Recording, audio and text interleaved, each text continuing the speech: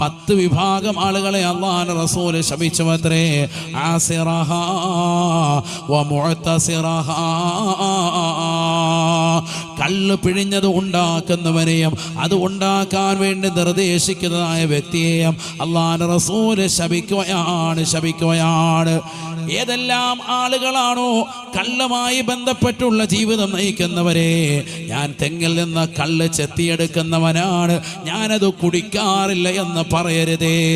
ആസിറഹ, അത് എടുക്കുന്നവനെയും അല്ലാഹുവിന്റെ റസൂൽ ശപിക്കുകയാണ്. ഏത് വസ്തുവായിരുന്നാലും കള്ളി എന്നുള്ള പേരിൽ പറയപ്പെടുന്നതാകുന്ന ഏതെല്ലാം സാധനങ്ങളുണ്ടോ, ഏതെല്ലാം പേരുകൾ നീ മാറ്റി മാറ്റി ഇട്ടിട്ടുണ്ടായാലും അതൊക്കെ ലഹരിയുടെ വസ്തുക്കളാണോ, അത് ഉണ്ടാക്കുന്നവനെ അല്ലാഹുവിന്റെ റസൂൽ ശപിക്കുകയാണ്.